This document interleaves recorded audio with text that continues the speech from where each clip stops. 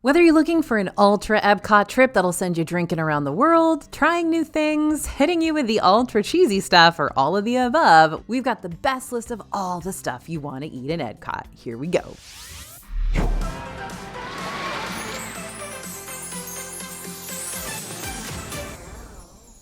Hey everybody, it's AJ for Disney Food Blog. I always love it when we get to do an Epcot food video because there's just so much to talk about here. And while I wish I could make this a 10+ hour 4-part spectacle, I know y'all have a lot more research to do leading up to those big Disney trips, so I'm going to condense it, highlight several of Epcot's best food and drinks, and give you a solid place to start on your Epcot dining adventure.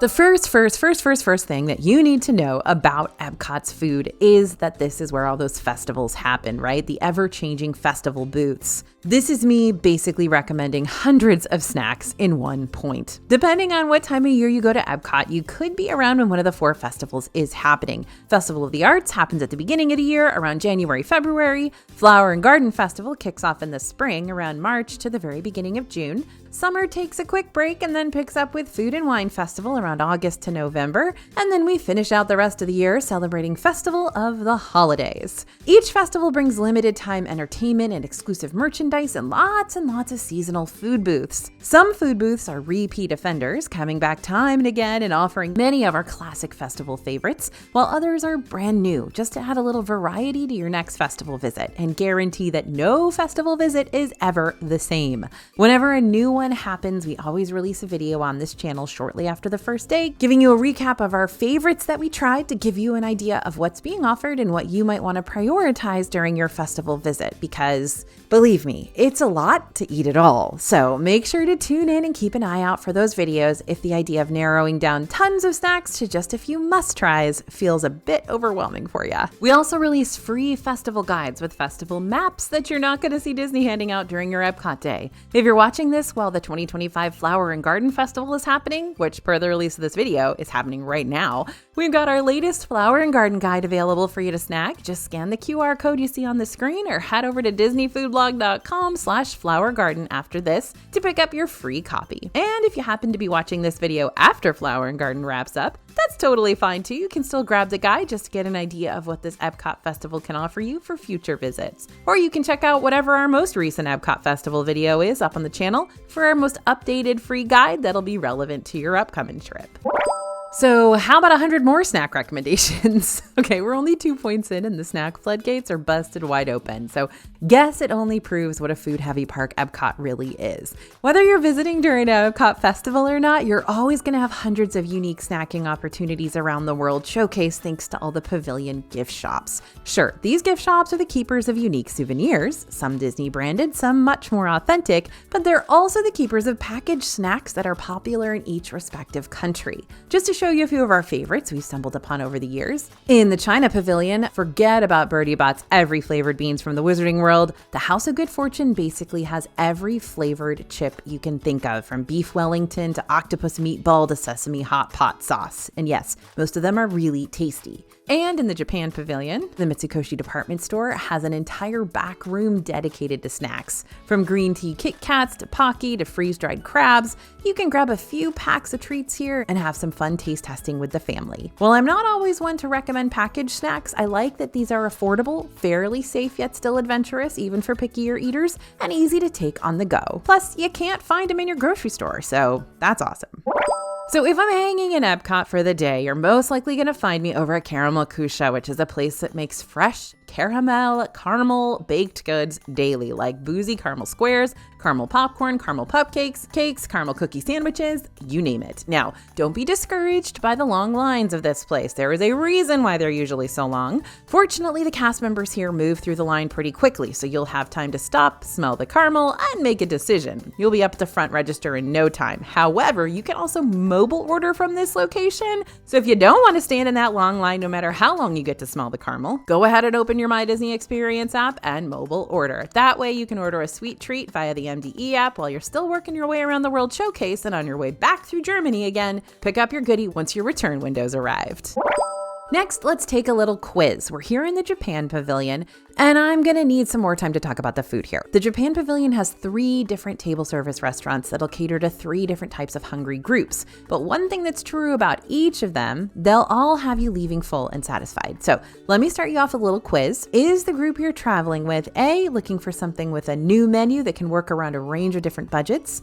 B, wanting the best fine dining experience in all of Epcot, even if that means taking a few hours out of your park day to experience it? Or C, hoping to find food that's familiar while still proving a fun and immersive experience? Got your answer? If you said A, then I'd highly recommend checking out Shikisai Sushi Izakaya. This is the newest Epcot restaurant, which opened back in August 2023. It's basically the revamp of Tokyo dining and serves several different items like sushi, Japanese izakaya, which are smaller portion foods meant to be shared among friends and family, kind of like Japanese tapas, a variety of grill items, and lots of specialty drinks too. Depending on what time of year you visit will determine what kind of decor you see around the restaurant, since Shikisai's whole personality is based around celebrating different seasonal Japanese festivals. If you said B to our little quiz, then you might want to think about saving and splurging on a visit to Takumite. Takumite means House of the Artisan in Japanese, so inside you'll find 5 beautiful rooms, each inspired by a natural element: water, wood, earth, stone, or washi paper.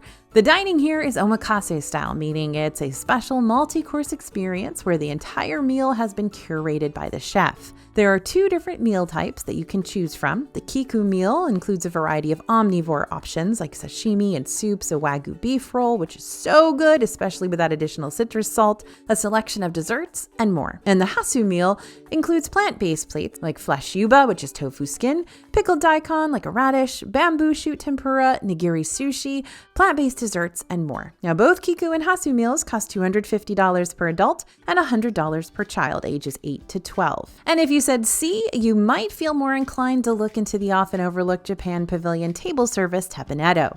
Teppanyaki is a typical hibachi grill. It's like Benihana. Is it super unique from your favorite hometown hibachi grill? Probably no. That being said, hibachi is hibachi, so if you know your family can all agree on a meal like this, it's still very, very good. It still accommodates big groups, and it's still impressive and fun to see the volcano onion spit out fire. All right, friends, if you've done any sort of research about Epcot at all, then you probably already know at least a little bit about the fan-made Drinking Around the World Challenge, where you taste test a drink in each of the 11 pavilions around World Showcase. But here's the thing, drinks get expensive, and you don't want to pay all this money for back-to-back mediocre, if not downright bad drinks, which is why the team and I created a free Drinking Around the World guide with our top choices in each of the pavilions, complete with one of our specialty DFB maps that'll show you where each drink is located. You can download that right now by scanning the QR code you see on the screen, or if you're watching from your phone, you can head to disneyfoodblog.com/worlddrinks. But for now, let me just show you a few of our personal favorite cocktails hiding out in each of the pavilions so you got a springboard to work with. And I know y'all are smart and I don't need to remind you, but please drink responsibly. Thank you. Let's start in Mexico, the land of margaritas. La Cava del Tequila is one of my favorite places to dip into for a high-quality marg and quick queso chips pick-me-up. They've also got a to-go option if the bar's looking busy and you want to take your drink with you. Just ask the cast member which line to get into, because there's always going to be a line. Well, there are a lot of different margarita options to choose from here, as well as seasonal options that rotate out frequently. My personal favorite is still that avocado margarita, which not only has the brightness and tartness of a regular marg, but is also nice and smooth and creamy. It's kind of like a smoothie Rita, right? But it's really good. Over in the China Pavilion, the Little Joy of Tea kiosk serves a variety of teas from bubble milk to oolong to jasmine and more. But if you're looking for a hard tea option, the Tipsy Ducks in Love is a classic. We've been talking about it for 15 years. Made with bourbon, black tea, coffee, cream, and chocolate. Okay, one more cocktail and then we'll move on. Once again, I'm taking you to another inconspicuous drink kiosk, but this time we're in the France Pavilion, grabbing some spiked slushes from Le Vins de Chefs de France. While seasonal slushes pop up here every now and again, most commonly you can grab the orange, made with Grand Marnier, rum, Grey Goose orange, and orange juice, as well as the citron, made with Grey Goose citron, vodka, and lemonade. And if you want to basically supersize your spiked slush, you can also order either flavor as a giant slush for about $7 more and an extra shot. Oh, and get this, if you're having trouble choosing one flavor or the other, you can ask to have your slush layered instead for a fruity lemon-orange conglomeration. It is a wonderful citrusy discovery. I love this, and I hope you do it.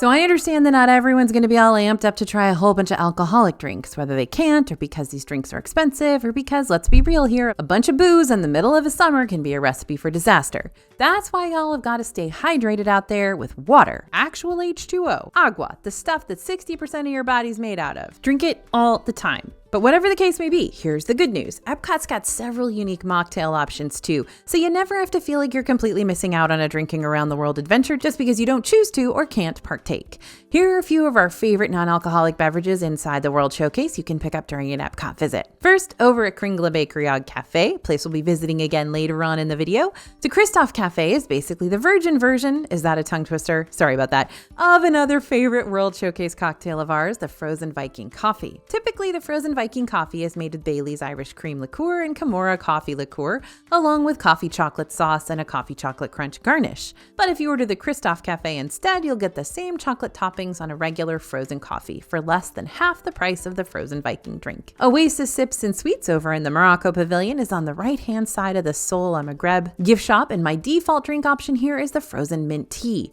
Sometimes I'll get it spiked with gin, but more often than not, I just drink it as is for a refreshing, unique beverage that's good to the last drop. And if you step outside the World Showcase for a minute, sorry, I know that's cheating, but I really want to talk to you about these zero-proof drinks. Space 220 has 2 non-alcoholic beverages that also come with collectible cards, so you get a fun drink and a souvenir all in one. The Moon Rocks is made with lemonade, blue cotton candy syrup, coconut, and pineapple juice, while the Starship Lemonade is made with strawberry, watermelon lemonade, and a glow cube for another souvenir. Just want to note something real quick though. Space 220 is a highly immersive dining experience that I recommend at least checking out once for the space theming alone. However, lunch and dinner here are really expensive, especially dinner, and the food's okay, but not out of this world like the space station atmosphere would lead you to believe. If you can, I'd try getting reservations for the Space 220 Lounge instead, just because you won't have to pay a prefix price, and instead you can purchase drinks and apps a la carte. Or I'd check to see if there's walk-up availability at the Space 220 bar on the day of your visit. Arrive right at opening time and see if you can get your name on the wait list. So whether you're looking for a cocktail crawl, a mocktail crawl, a dessert crawl, or a different type of snack crawl entirely,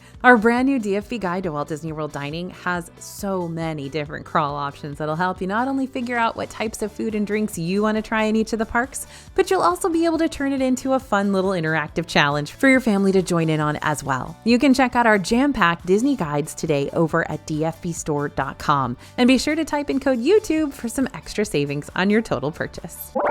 If you have been a longtime DFB watcher / reader / supporter, then you know how much I love my cheese-based anything. And if you're new here, it's not going to take you long to figure that out. In fact, we might bond over that and become BFFs right from the get-go. And to solidify our friendship, let me just give you a whole lot of cheesy dishes and snacks that have become my personal Epcot favorites over the years, so that maybe they can become yours too, and we can be BFFs. Like I said, that'd be really fun. Okay, cool. All right, first up, of course, the cheddar cheese soup. You really can't go wrong with whatever you decide to order at Le Cellier Steakhouse in the Canada Pavilion. But I'll tell you what, if you love cheese and you love bacon and you love cheese and bacon combined to help flavor an already flavorful, rich, and creamy soup, then this is your new favorite thing. The Canadian cheddar cheese soup appetizer is made with Moosehead Pale Ale and Newski's Applewood smoked bacon and lots of cheese.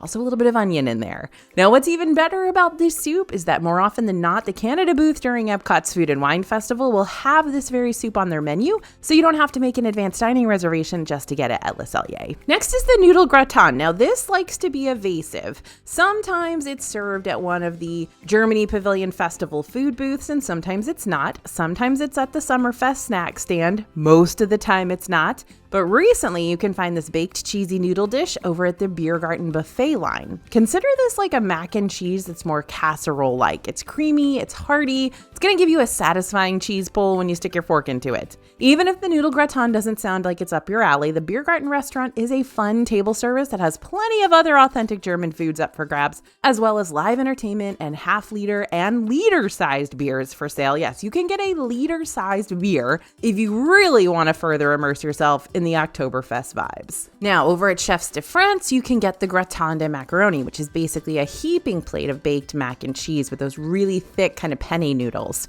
The cheese on this dish is a Gruyere cheese, cheese to give it a little extra nutty flavor. And while I do think this is a lovely and elevated version of mac and cheese, I want to warn you that it's kind of pricey for what it is. And it's really probably going to be more for the grown-ups than the kids in terms of flavor. That Gruyere is a very sharp, stronger cheese. And this one's going to set you back $27. However, if you're looking for a more affordable cheese-heavy option from Chefs de France, you can always turn to the French onion soup instead, which is also topped with baked Gruyere and tastes very rich without being too heavy. A bowl of this is going to cost you $14, and it pairs very nicely with a complimentary baguette that's brought to your table. Tutto Gusto is a highly underrated spot in the Italy Pavilion. This is a cozy 96-seat wine bar located in the former Tutto Italia lobby space and extending out toward Via Napoli. Here you can order wines by the glass or bottle, a variety of small plates, even a selection of items that come straight from the main Tutto Italia Ristorante. But if you're coming here to enjoy a glass of wine or two, you can't skip out on a cheese plate accompaniment. That just is wrong.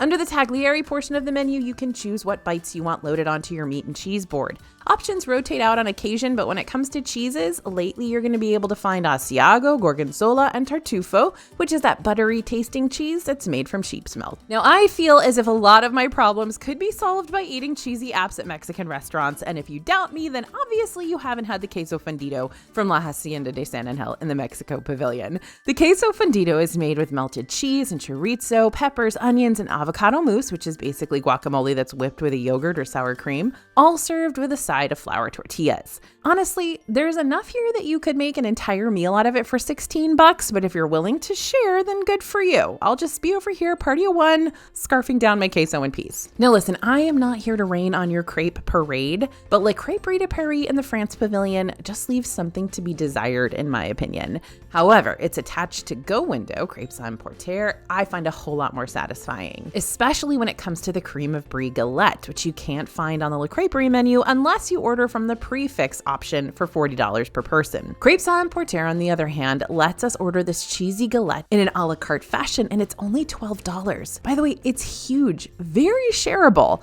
Now, forewarning, because this is a savory galette, it's served on a buckwheat crepe, which tastes a lot more earthy than the more standard crepe dough that you might be used to for sweeter crepes. Not saying that's a bad thing, but it's more like people who prefer wheat versus white bread for their sandwiches. If you're a white bread person, you might not be too keen on the whole buckwheat dough. Still, I think this gives this a heftier texture, and paired with that light and creamy brie, it's incredible. Now, there's a lot to love about the Regal Eagle Smokehouse quick service. It's an affordable option with hearty eats. It's inside a dining area that typically has plenty of room to find a seat, and it's air conditioned. Along with your entrees and sides, you can experiment with a variety of different regional barbecue sauces to see which one you like best. Now, I'm biased because the brisket sauce here tastes like my dad's barbecue sauce, and maybe someday I'll share the recipe with y'all so you can see how awesome it is too. But even if you want to come here just to pick up an a la carte side portion of mac and cheese, you're still going to be living the Regal Eagle high life, because the mac and cheese is creamy and thick, lots of flavor, not one of those very bland mac and cheeses, and it's topped with breadcrumbs to add texture. You can get a decent portion of it for just $5, and as you know, I always kind of ask for a side of that garlic aioli to put on it. So, could I have added these pizzas to the cheese portion of this video? Sure.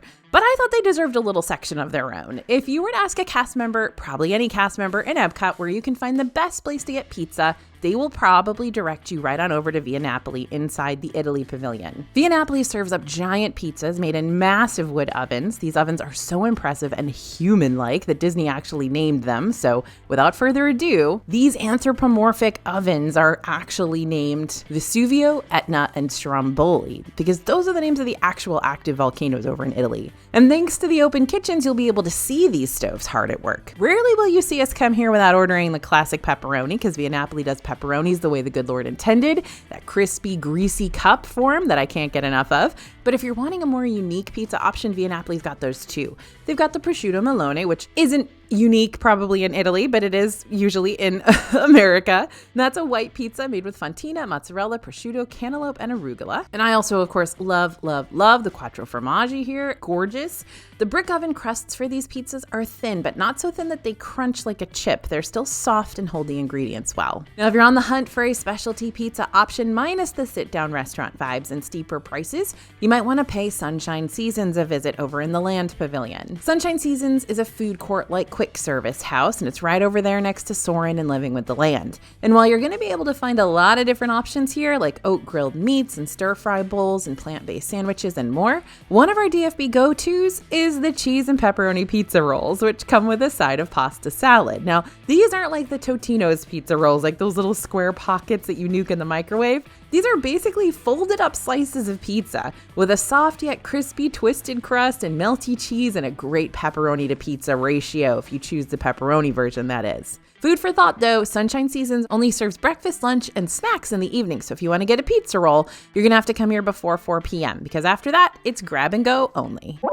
Finding a good place to watch Epcot's fireworks show, Luminous, isn't too difficult of a feat, and you don't really need to pay a cent extra if you don't want to. However, if you want to elevate your fireworks viewing experience by A, enjoying a nice meal, B, enjoying a nice meal in a restaurant's private patio, and C, enjoying a nice meal in a restaurant's private patio without being shoulder to shoulder with other guests or worrying that someone's going to stand right in front of you blocking what's going on, then it might be worth budgeting for one of Epcot's 2 restaurant dining packages for the fireworks. My favorite fireworks dining package is probably the one available at Rose and Crown inside the UK Pavilion. You know I'm an Anglophile and I love a pub. Here you're going to be seated out on the restaurant's lakefront patio while being served a variety of British fare, including 1 appetizer, 1 entree, a dessert, and unlimited soft drinks to enjoy during the show. I'm always going to get bangers and mash, but you're probably going to get fish and chips. That's okay. We can eat together. This experience costs $92 per adult and $41 per kid. I wouldn't count out Spice Road Table inside the Morocco Pavilion, though. Not only does this dining experience serve more unique Mediterranean items spread across 2 small plates, a shared tagine, think of it like a Mediterranean crock pot, a dessert platter, and an unlimited soft drinks, but this is also the cheaper fireworks dining option of the 2. It's $81 per adult and $31 per kid. And that covered outdoor venue for Spice Road Table will still give you a beautiful angle to watch the show from, with again, fewer people to worry about. If you're like me and you have anxiety about your location to watch the fireworks, this is the ultimate way to not worry about it. Just enjoy your day and know that you've got your spot sorted out, and dinner. Okay, this section is called sweetbreads, but it's not like the innards of animals, right? It's like literal breads that are sweet, okay? All right, now we're all on the same page. I am a big supporter of all kinds of bread. Fluffy breads, crusty breads, cheesy breads, absolutely cheesy breads. But if I want a bread and I want a dessert, yet I'm stuck having to choose one or the other, I use Epcot's sweet breads that are sweet, as a compromise. For example, the pretzel bread pudding from Summerfest. This is made with leftover pretzels, like how traditional bread pudding is made with leftover bread, and is also topped with caramel butterscotch and a white cream sauce. For how dense this snack is, you'd think it'd cost more, but the great thing about it is it's going to cost you less than $5.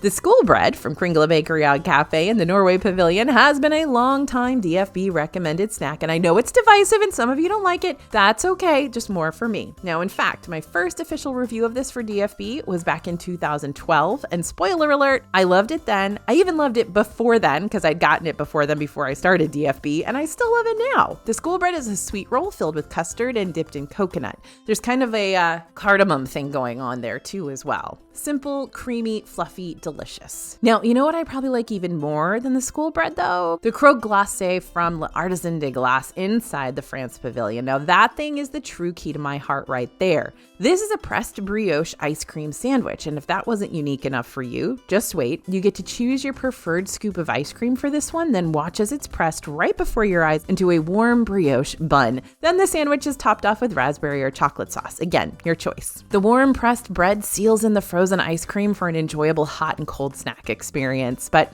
hold on, there may be another contender trying to compete for your affection over at L'Artisan, and it has nothing to do with sweetbread. Whoops. The ice cream martini should have probably been added when we were talking about drinking around the world, but that's okay. I'm talking about it now. This is a rich treat that delivers your choice of 2 scoops of ice cream or sorbet from a list of handmade artisan flavors, topped with rum, whipped cream, vodka, or Grand Marnier. It's a nice frosty treat for grown-ups, and yet again, a personal longtime favorite of yours truly. I actually helped name this. Back in the day when they were first trying out this as a snack, one of the executives in the France Pavilion called me in to try it. And I said, oh, it's like an ice cream martini. And that's why it's called an ice cream martini. True story. I don't know. These things happen. Even when it's a little bit toasty outside, or a lot bit toasty, this is Orlando after all, comfort food just hits right in Epcot. It's warm, it's filling, it's cozy, and no matter what price point you're willing to pay for it, it's done right. So let me show you real quick the best comfort foods you can get in Epcot, starting with the highest priced options first and working our way down to the most affordable, yet still tasty options for when you're dining on a budget. We're gonna head over to the Land Pavilion again. We're heading upstairs. We're going to Chip 'n Dale's Harvest Feast at Garden Grill. Now, this is a full-on family-style character dining option. It's going to be the most expensive comfort food we talk about on this list, but this is really good stuff. It's a reliable restaurant, which is hard to find in Disney World. Garden Grill has a lot going for it. You can meet Mickey and Pluto and Chip 'n Dale here. You get to dine in a restaurant that slowly rotates to show you different scenes of living with the land happening down below. And you get to munch on a lot of farm fresh food, including stuff like cornbread and roasted turkey, mac and cheese, garden salad, grilled steak, home-style mashed potatoes, and more. There's also a plant-based harvest feast you can choose to order instead. That offers an all-you-care-to-eat selection of items made without animal meat, dairy, eggs, or honey. Now, lunch and dinner at Garden Grill will put you back $62 per adult, but if it's the characters and atmosphere you want to prioritize here, the Harvest Feast breakfast is still a whole lot of great comfort food, and it's going to be a cheaper option at $49. Okay, the comfort foods from here on out are going to be a lot cheaper, I promise. Connections Eatery over in the World Celebration area towards the front of the park might not have the best food selections when you literally have the whole world showcase at your disposal with so many great and unique options to choose from. However, the thing that this does have is safe selections and familiar selections. So if your kid isn't so sure about tasting their way around the world and would rather stick with their strict diet of cheeseburgers and chicken strips, Connections Eatery is gonna make that happen. Believe me, I've been in Epcot with my son, and there's no way we were going anywhere except Connections because I knew he could get French fries and chicken tenders here. Now, this is also good for adults who aren't too keen on the adventurous dining aspect of this park, which is why I'm here to recommend the hand-breaded chicken sandwich. This tastes like a Buc-ee's chicken sandwich, from the breading to the pickles to the zesty and tangy sauce. We might not be reinventing the wheel here, but this sandwich still manages to be filling and satisfying and quick and affordable, just over $13. So if you purchase the fish and chips from Rose and Crown, then no, you're not going to find a more affordable comfort food, since a plate of fish and chips from this restaurant will set you back $31. But if you purchase the fish and chips from the restaurant's neighboring quick service window, Yorkshire County Fish Shop, you'll absolutely find a more affordable comfort food, since this is only going to cost you $13 instead, and it'll still be just as good as the stuff you get inside the actual restaurant. This is a hidden gem and a favorite of experts and pros in Epcot. Now, kind of like Le Cellier, you could order a bunch of different comfort foods from Les Halles Boulangerie Patisserie in the France Pavilion and quickly find out that there's no wrong answer here. But unlike Le Cellier, all the options at Les Halles are going to work with a dining itinerary that strives to be more budget friendly. But why wouldn't we just start from the top of the Les Halles menu and highlight the first sandwich you come across, the jambon beurre? This sandwich is made with ham and cheese and Dijon mustard butter,